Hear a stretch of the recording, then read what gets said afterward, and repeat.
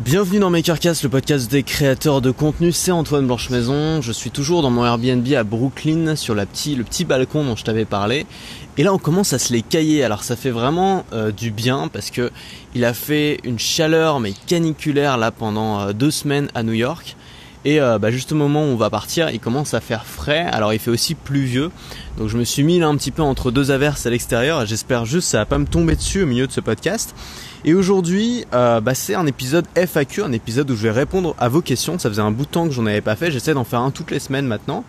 Et tu sais, si tu veux me poser une question, tu vas simplement dans les notes de cette émission, il y a un lien poser une question, tu vas arriver sur une page et tu peux simplement poser ta question de cette façon-là. Et moi, j'essaie d'y répondre une fois par semaine dans les épisodes. Alors, je peux pas répondre à toutes les questions parce que j'en reçois un petit peu trop et ça ferait des épisodes de 45-50 minutes et j'essaie de faire pas plus d'une demi-heure, même si parfois j'ai un petit peu de mal. Mais comme d'habitude, j'ai reçu pas mal de questions intéressantes et je vais essayer d'y répondre. Alors, première question de Sifax. Salut Antoine, tu dis partout prenez votre iPhone, votre Mac, etc. etc. J'ai l'impression que le matériel informatique est uniquement du Apple et tu ne dis jamais votre téléphone ou votre ordinateur. Avec le temps, ça devient agaçant, en tout cas c'est mon cas. Pourquoi tu dis tout le temps ça et jamais tu fais référence à autre chose? Alors, mon cher Sifax, si tant est que ce soit ton vrai prénom, je comprends ta requête, je comprends que ça puisse être agaçant, exactement comme si quelqu'un parlait sans arrêt de son téléphone Samsung, moi ça finirait par m'agacer. Simplement, je vais te demander de faire abstraction de ça. Si tu apprécies mon contenu, si tu penses que tu apprends des choses dans le MakerCast, je te demande d'accepter le fait que je sois un Apple addict, parce que c'est une maladie qui, je pense, est devenue incurable pour moi. Et me demander de parler de Android ou de Samsung, c'est comme demander à un vegan de manger un steak.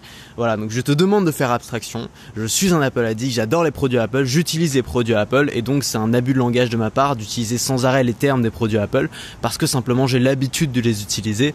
Ça veut pas dire en vrai que je respecte pas les autres plateformes, ça veut juste dire que c'est une habitude et que c'est compliqué quand tu improvises quasiment à 100% pendant 35 minutes tous les jours de pas citer le nom des produits que tu utilises et de penser à la concurrence. Deuxième question de Lucas. À une période, tu t'es intéressé à l'immobilier. Où en es-tu? As-tu abandonné ou comptes-tu investir? Alors c'est vrai qu'en début d'année, il me semble, j'ai commencé à m'intéresser à l'immobilier. J'envisageais de faire un achat, j'envisageais même de faire un coworking, pour tout te dire, à Paris ou en banlieue parisienne. Histoire de rassembler un peu quelques makers, ça aurait pu être super sympa. J'ai pas 100% abandonné le projet, j'ai pas totalement lâché l'affaire, simplement j'ai réfléchi. Oula putain, il y a une tempête là, je me suis pris une feuille en pleine gueule. Simplement j'ai réfléchi et j'ai compris que c'était pas forcément ce que je voulais maintenant. Parce que finalement c'est prendre un appart à 21 ans.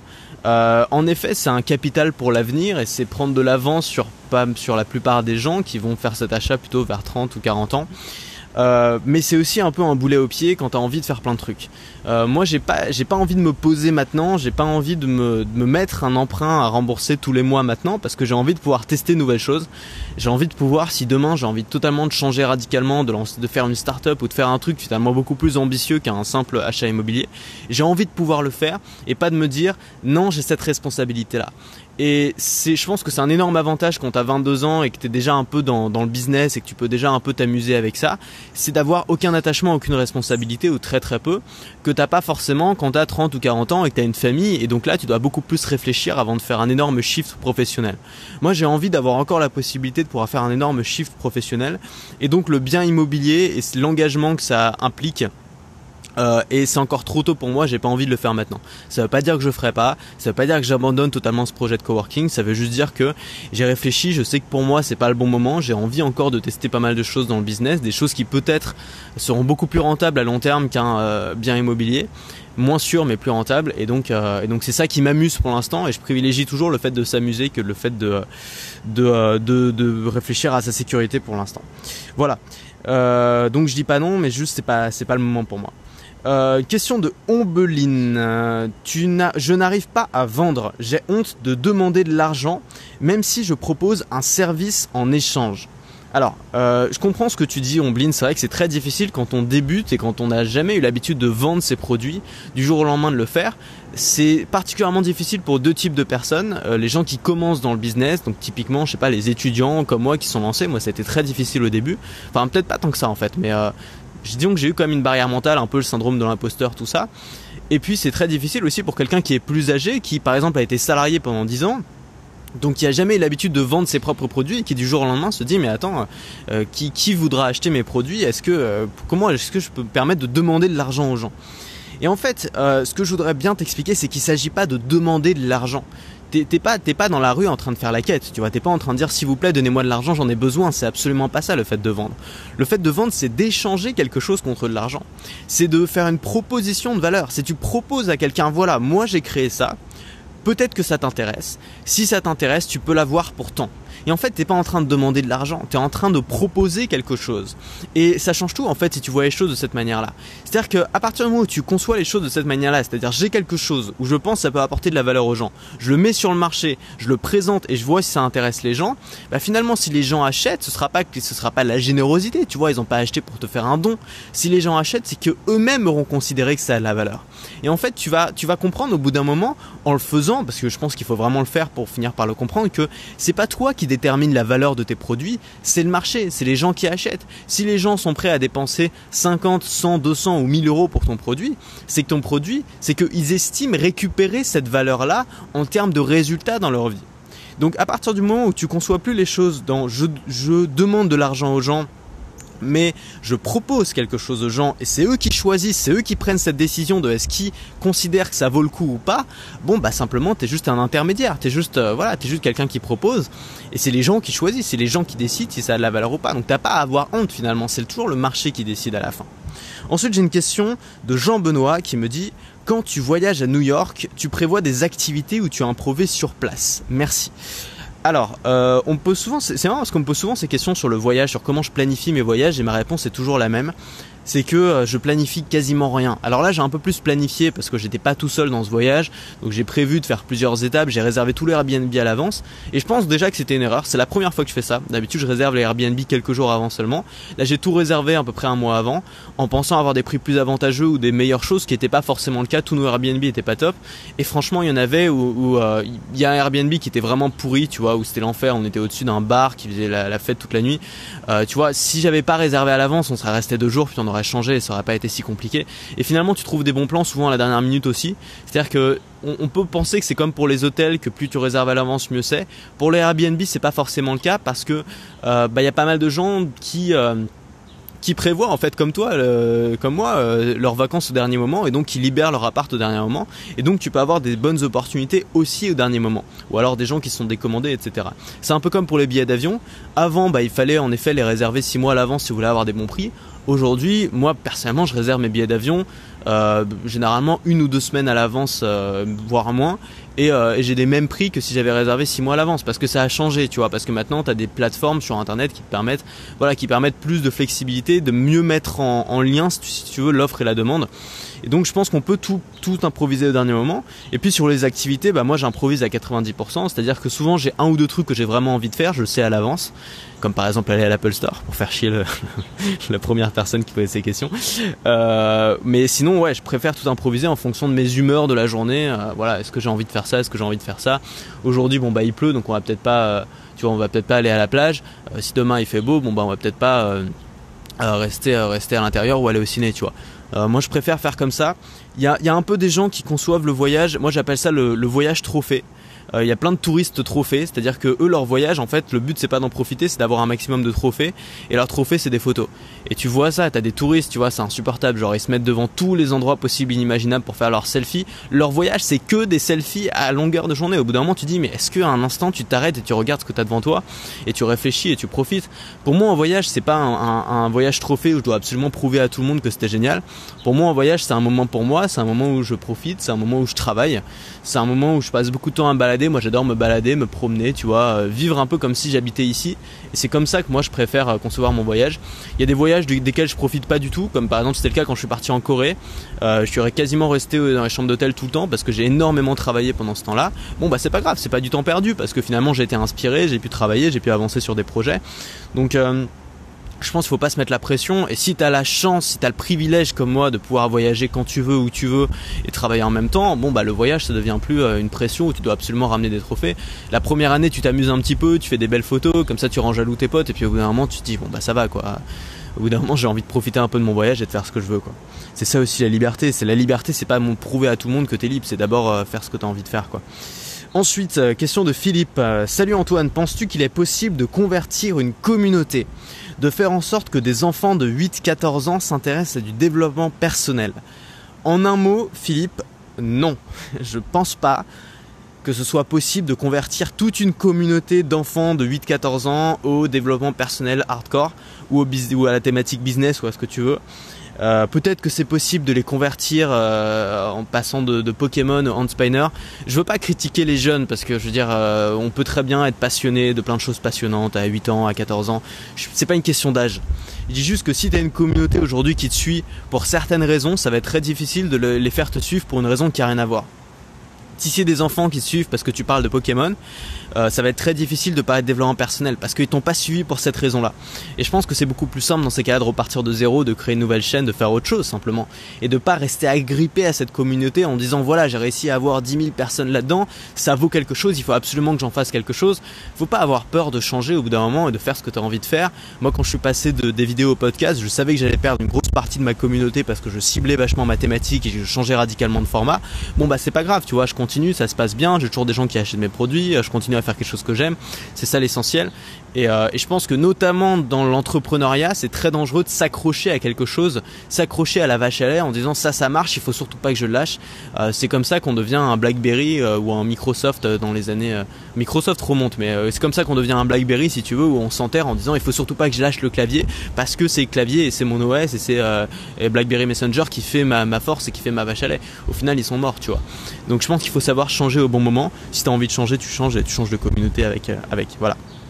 Pardon, c'est peut-être pas ce que tu avais envie d'entendre, mais c'est vraiment ce que je pense, peut-être que je me trompe. Ensuite, question de Thomas. Comment créer et gérer un site avec l'iPad? Alors, attention Thomas, on n'a plus le droit de dire iPad dans cette émission, donc on va dire tablette tactile. Je taquine. Comment créer et gérer un site avec une tablette tactile?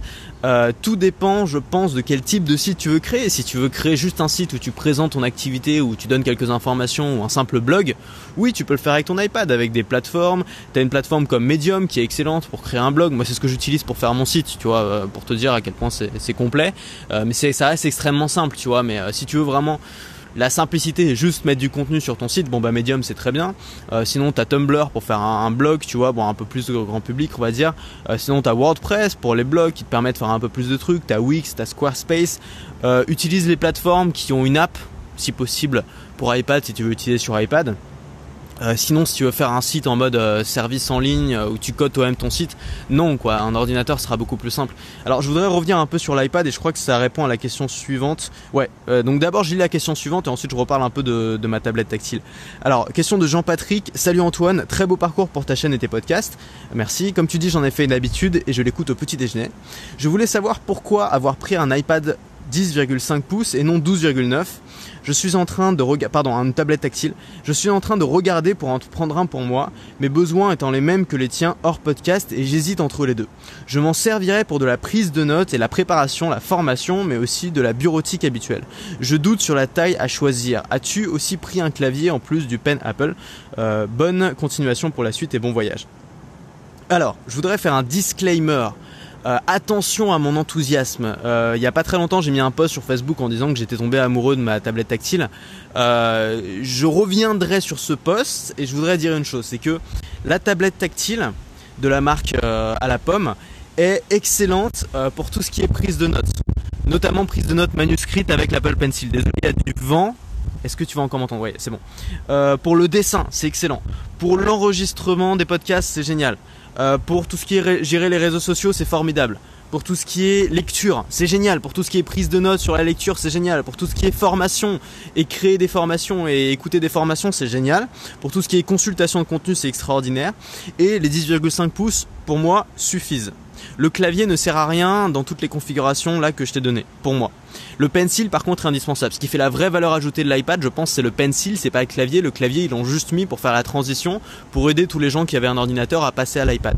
Mais pour moi, le clavier est pas nécessaire, surtout qu'il est vraiment pas ergonomique. T'as peut-être d'autres claviers par Logitech et tout qui sont mieux.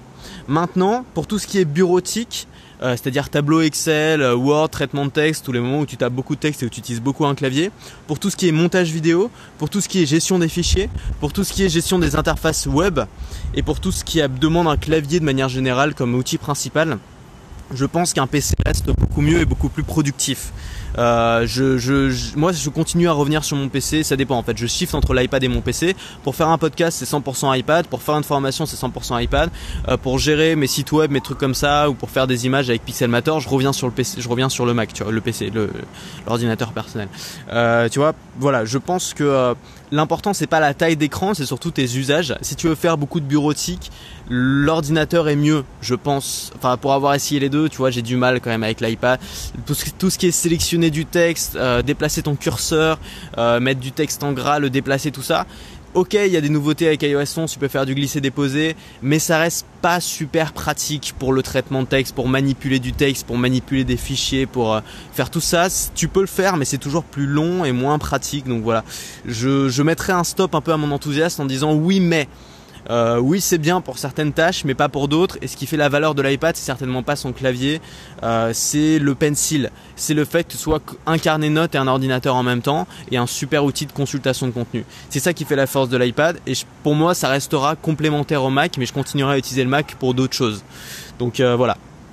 Je voulais mettre un stop à mon enthousiasme et te dire, je pense pour moi qu'il vaut mieux avoir un iPad 10,5 pouces et un Mac pour faire autre chose, ou un ordinateur pour faire autre chose, plutôt qu'avoir juste un iPad si tu continues à faire la bureautique, de l'Excel, etc. YouTube, c'est ce genre de choses, c'est quand même pas... Tu vois, créer sur YouTube, l'interface de l'application YouTube pour les créateurs est atroce. Enfin bref, il y a pas mal de choses qui sont pas encore au point, je pense. Mais ça va venir, je pense que pour le grand public, pour ce que font la plupart des gens quand ils sont à la maison sur leur ordinateur, une tablette, ça suffit, c'est très bien, c'est pas... Voilà. Question de Lucie, comment publier un podcast sur iTunes et comment créer un flux RSS de podcast pour être écoutable sur Podcast Addict? Alors j'aurais pu zapper cette question parce que j'en ai déjà parlé pas mal de fois, mais je voulais vraiment être très clair là-dessus. Lucie, je suis désolé de te répondre ça, mais il y aura une façon beaucoup plus rapide d'avoir la réponse que de me poser la question et d'attendre, c'est de taper sur Google ta question SoundCloud plus Apple Podcast. Tu auras la réponse. Il y a 50 posts qui en parlent, qui t'expliquent précisément comment faire. Faut suivre un petit tutoriel. SoundCloud te donne un flux RSS. Ce flux RSS, tu peux le soumettre à Apple Podcast, donc iTunes, c'est la même chose. Et tu peux le soumettre aussi aux autres plateformes comme Podcast Addict. C'est aussi simple que ça. Sinon, tu as une plateforme qui s'appelle Anchor, dont j'ai pas mal parlé ces derniers jours. Je vais essayer de faire un truc dessus, là, je t'en parlerai plus tard, qui permet de automatiquement publier ton podcast sur Apple Podcast et sur Google Play. En un clic, c'est assez génial, et tu peux enregistrer ton podcast au fur et à mesure de la journée. C'est un truc assez intéressant. Ensuite, question de Deket. Pourquoi as-tu arrêté d'être végétarien? Pourquoi avais-tu commencé et quand tires-tu? Et que tu là c'est pas bien écrit là. Pourquoi avais-tu commencé et qu'en tires-tu de cette expérience? Que tires-tu de cette expérience? Je pense que tu voulais dire, tu allais faire une faute de frappe. Alors pourquoi avoir été végétarien? Déjà, pourquoi je sélectionne cette question sur un podcast sur la création de contenu? Parce que je sais pas, parce que je trouve ça intéressant. C'est des thématiques qui peuvent t'intéresser, même si ça évidemment ça traite pas directement de la création de contenu, mais j'ai envie d'en parler un petit peu. Juste pour rappeler ma petite histoire, pour ceux qui me suivaient avant sur YouTube, j'en avais déjà parlé. J'ai été végétarien pendant 2 ans. Après, parce que en fait, d'abord la base, c'est que j'ai toujours été très à cheval sur ce que je mange. Je pense qu'on est ce que l'on mange, et ce qu'on mange, c'est le paramètre numéro 1 sur lequel on a le contrôle quand il s'agit de sa santé, quand il s'agit de son humeur, quand il s'agit de son bien-être, quand il s'agit de son énergie. Et moi, mon travail notamment, c'est de l'humeur, du bien-être, de l'énergie. et ma vie c'est ma santé. Donc pour moi l'alimentation c'est extrêmement important. J'ai toujours essayé de faire très attention à ce que je mangeais, même si parfois je m'autorise un peu des écarts, mais pour moi c'est extrêmement important. Et la première raison pour laquelle j'ai arrêté la viande pendant 2 ans, en fait j'ai pas été vraiment végétarien, j'ai juste arrêté la viande, j'ai continué à manger du poisson. La première raison pour laquelle j'ai fait ça, c'était pour la santé. Et puis ensuite j'ai lu des bouquins là-dessus, j'ai vu que c'était catastrophique pour l'environnement et que d'un point de vue éthique c'était discutable et c'était peut-être, enfin la façon dont on traitait les animaux c'est juste ignoble, ça je pense qu'on le sait. Et c'est très difficile de manger de la viande sans qu'il y ait eu de souffrance derrière. À partir du moment où tu élèves un animal, où tu le mets en prison toute sa vie pour ensuite le tuer, bon, il y a forcément, je pense, quelque part de la souffrance. Maintenant, je suis plus 100% végétarien, c'est-à-dire que chez moi, je mange toujours pas de viande, jamais. Par contre, ça m'arrive quand je suis au resto ou quand je suis dans l'avion, tu vois, ou dans des trucs extérieurs, à pas faire de chichi, à manger de la viande, parce que voilà, je veux pas être pour plusieurs raisons. D'abord, je me suis mis un peu à la muscu et j'ai pas envie de. C'est plus facile, c'est une source de protéines assez fiable. Maintenant, la viande, c'est pas très bon pour la santé. Je pense qu'on peut totalement s'en passer. Je pense que c'est un vrai problème d'un point de vue écologique. Il faut trouver des solutions pour ça. Et je pense que voilà, il y a d'autres façons de manger, il y a d'autres façons d'avoir ces apports de protéines. Évidemment, c'est plus simple si tu fais du sport, si tu veux prendre du muscle, d'avoir un petit peu de viande, mais tu peux aussi trouver dans le poisson. Moi, je pense que le poisson, c'est un peu moins pire. Je mange pas mal de poissons, je mange beaucoup d'œufs aussi.